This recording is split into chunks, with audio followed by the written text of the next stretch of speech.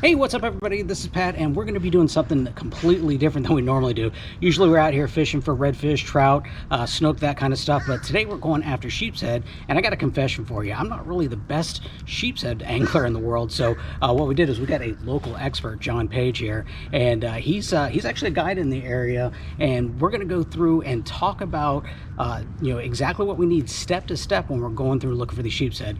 Talking about gathering bait, we're going to talk about our rigs, and we're going to talk about the types of areas and even some tips and tactics in between on how you can get on some fish. So let's get right at it. Okay, so first thing we're going to do is we are going to talk about the rig, and there's something specific that John uses, and he's got some tactical advantages to using these rigs. So I'm going to let him show you what it looks like. All right, so I use a yellowtail snapper jig from Mustad, 1/16 of an ounce, and I rig these mangrove tree crabs through the back, right through the bottom and out the top. We have a 20-pound mono leader. We start out with 20 pound. They don't seem to be too leader shy, so we'll start out with 20 and we'll work our way up from there if needed, if we start getting broken off on pilings and stuff. And I use a snug knot to attach my leader to my hook. Any snug knot will work. This is a fisherman's knot right here. And it's basically it. So you can, if you don't have these hooks, you can use a small jig head if it comes down to it. You can also use a size 1 hook with split shots, but you feel the bite a lot better with this. And when we're talking about feeling the bite, a shorter leader is generally better because the less stretch in your leader line. I usually use about 2 feet, 2 to 3 feet is good. And talk about your rod, what you got as far as rod. power, This is a medium power, 7 foot. 7 foot's a little long for sheepshead fishing, to be honest with you. This is Star Segis, 7 foot medium powered, 2500 reel. Yeah, I use medium power with a fast tip. Fast tip is very important for these fish to help you feel that bite. Yeah, that way when you go to set that hook, it'll react a lot quicker. Yep. And let's talk a little bit about the hook setting. Whenever you do feel that bite, is it something that you give them a little bit? Or you do give them a little bit. They'll sit there and nibble at it. Okay. You'll see if you pull it up too fast, you'll see that there's legs missing. They'll literally pick off legs. So you got to give them time. Usually what I do is if I see the line start to move, I know they probably have it. So you got to realize that those sheepshead have such tiny mouths. That's why we have to use these small hooks like that. Sometimes they'll actually bite the hook and crush the hook. So they'll like the point will be touching the actual barb now, or the shank of the hook. Okay. They're such strong jaws or whatever. So if you got to realize though, if he's only nibbling at the head or whatever, the hook tips back here. So you're going to set the hook and it's not going to be in his mouth. So you need to give him time to pick away at it and then finally get it in his mouth and start to swim. So once you see this leader moving, that's usually when I'll set. And I won't give it a hard hook set. I'll mainly tighten the line and then start reeling, if that makes any sense. Yeah, you're just coming tight to it. Exactly. Okay. It's kind of a soft hook set at the same time, but you don't want to just yank it out of the fish's mouth. You'll figure this out after a few missed hook sets, but that's generally how I do it. If I feel a strong hit, I'm gonna probably set the hook without it. I'm not gonna wait for it to swim away. But again, I just want to go back to this 1/16 ounce. This is not going to work in areas with strong current. Right now we're in an area the current's not ripping, so this 1/16 ounce is going to work well. Use the lightest weight possible.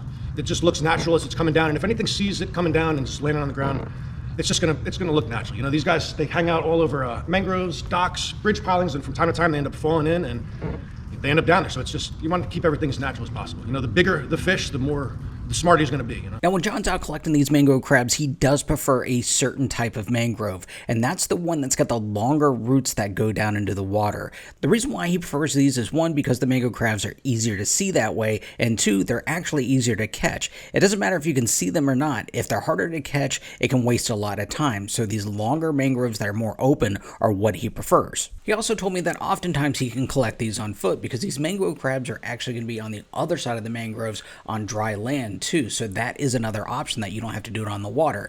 He said all in all, in about an hour, you should have enough crabs for a day of sheepshead fishing. So this one, I'll get below it. See it? Get them to run up. Yep. And then just gently grab them.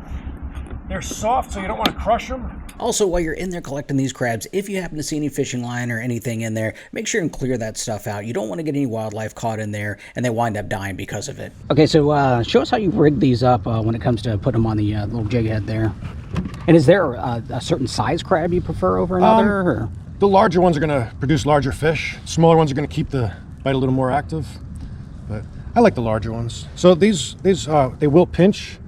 So when you pick them up, you can kind of fold their claws down a little bit and expose the backside like that. And now I'll take the hook point, go right through the bottom, center, and out the top.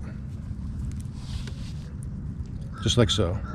Okay, so how I'm fishing these bridge pylons is I've actually got my nose into the current. It's an outgoing tide coming this way, and I'm just keeping my position with my pedals, and I'll fish a dock pylon, a bridge pylon, and then give it maybe 30 seconds to a minute if I'm not getting any bites.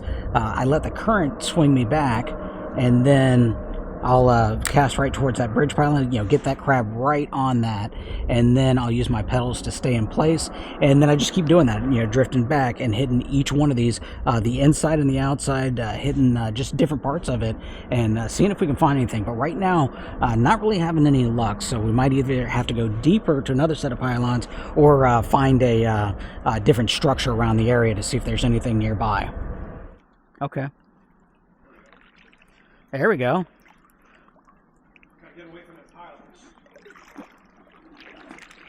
That's a good one there.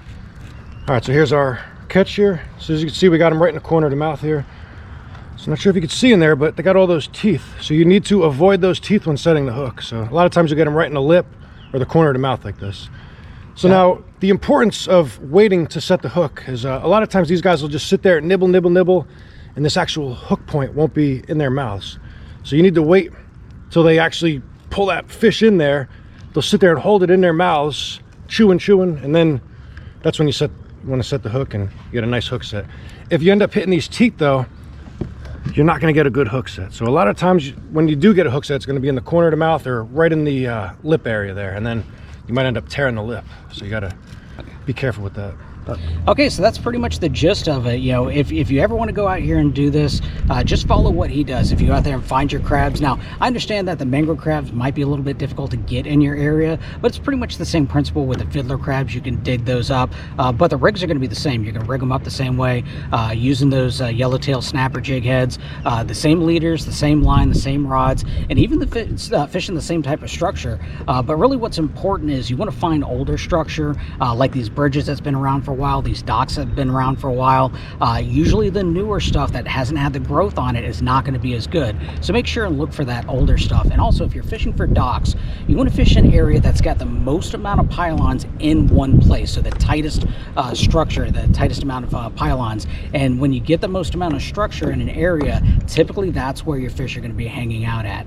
So these are just pretty simple rules to follow. But I will say this, these sheepshead are definitely they're definitely a tricky fish to catch. I went through a lot of crabs, so if you are collecting crabs, make sure and get a bunch of them. You want to get a couple dozen of them to get out there to get you started, and that way if you do run into a hot bite, you're going to go through these crabs pretty quickly, but that's going to be your best bet. So if you are looking to do this type of fishing, you can book a trip with John. How do they get in hold of you? You can visit my website, JP Kayak Fishing and Tours. You can get in touch with me on Facebook, Instagram, TikTok. Definitely be willing to help you out. Now, if you are struggling on catching fish, we have some free tools that we want to share with you.